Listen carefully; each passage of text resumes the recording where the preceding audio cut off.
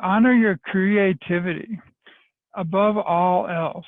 Question everything, because, like we've identified, we live in a world that's constructed on lies and theft. We live in a world that's taken so much from so many different people to the point where it all seems so scrambled that we can't get to the source, but we can. We have those tools. Eurocentric colonialism is like taking of our culture. Hi, I'm Cara Cruickshank. Welcome to Essential Stories, an independent grassroots docuseries and live roundtable discussions that give voice to people on the front lines of our world's most pressing social issues.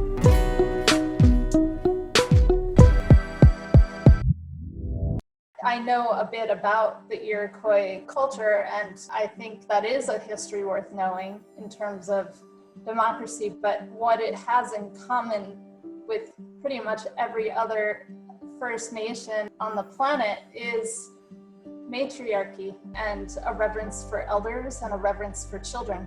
And so really you can look at almost any indigenous model that's pre-colonial and find the same treasures, and that's why we're here, is to explore what can be borrowed from any First Nation culture around the world that has something to teach us in the now, in terms of, as we have all these conversations through BLM and other social justice movements around dismantling the systems, the police, the education system, what are we going to replace it with? And how do we make sure that whoever does the dismantling doesn't identify with the oppressor and become the next generation to oppress the next group of people? So that's what we're here to explore. We talk about appropriation with indigenous cultures every day.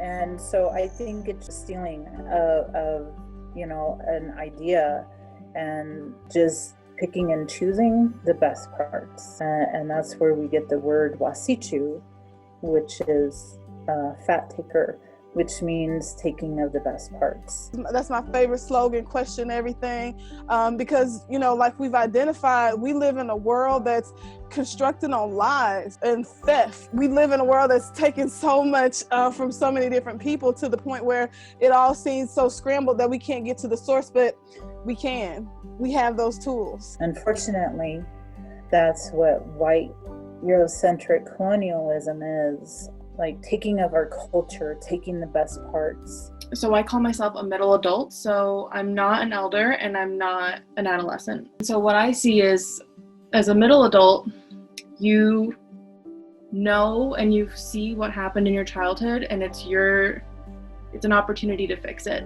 It's an opportunity to talk to the youth in your lineage and say, hey, this is who we are, this is who we come from, I want to embrace you, but I also want you to know this is what I went through and these are the mistakes I made, and if you don't want to make them, here's what you can do, let me show you.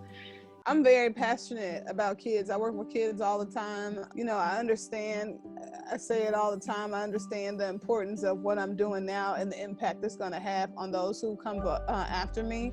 And so for anyone working in early education or education in general, that's a prime opportunity to directly impact those folks. When they talk about the multi-demographics, and it's so funny because I actually just watched a documentary on Netflix about the inequalities in our education, and how, to be frank, if you're not white or rich, you don't have access to substantial education. This conqueror is the one who is also teaching the education at the same time. And it's funny, my mom's actually a teacher, and I think I told her one time, I would love to be a historian, a history teacher, because it gives me the opportunity to share history that I'm now learning, that's helping me with my journey and where I am in life. And I think that's beyond me, that I'm 29 now, and I'm at the point where I'm just learning these very crucial, beautiful things about what led to me being here. I wish I would have had access to this a long time ago. That would have stopped a whole lot of depression and a whole lot of me thinking that I wasn't good enough, me thinking, that maybe I wasn't conditioned for the world, and inevitably leading towards suicidal thought. I felt out of place. I always think of that movie, Hidden Figures, and Taji Henson, and one of the things that she was saying in the interview was she was mad, kind of sort of, when she found out about this role, because growing up, she never got the opportunity to learn that someone that looked like her was an astronaut. We get portrayed in today's media in a completely different light. So the fact that that was something that someone that looked like her accomplished, she was a little upset that she didn't have access to that information. And so when you are in the position of educating those young folk, when you are in the position of any kind of power, any opportunity where you get to connect with someone else and be your full self in front of someone else, that's an opportunity to educate, especially now that we have COVID and we have this uncertain world that we're moving forward in 2020. I don't know what happened with this year, but it was not the 2020 vision that people were talking about. It was going to be, but now even more so, if you're an educator, you're going to be one of the most important persons that anyone is going to get the opportunity to meet if they're still learning. One, they'll be able to connect to the world. They'll understand how the world works, how it operates, and we have to be honest with our kids. We shouldn't have any other generation go through that. You have a great opportunity. Let those kids know who they are. Allow those kids to use their voice. Allow those kids to question everything. And then it's also a time too to reap the benefits of the grandparents and your parents and your family, and really extract all the knowledge that they have, which is something that I'm also considering, because I'm really grateful that my grandparents are still alive. I'm 26 and all my grandparents are still alive. So that is really a gift for me. We need real elders. So if you are approaching an elderly age, look at the work that you've done. Are you emotionally capable to lead? Are you going to be teaching and passing down healthy behavior? I just wanted to presume to add a little comment.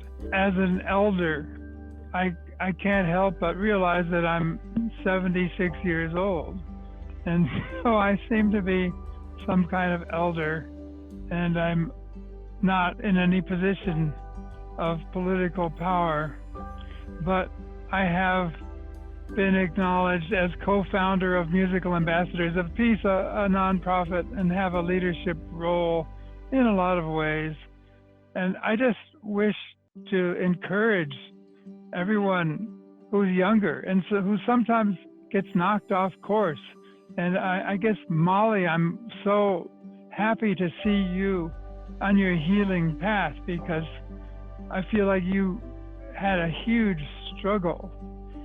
And all I can suggest from this position that I sit in is honor your creativity above all else, because however big or how small your impulse toward making something might be, I think that you will find that once you get yourself immersed in that project, little by little, the caterpillar cells get replaced by the butterfly being, and it's your own creativity that nourishes that new butterfly that's growing out of you.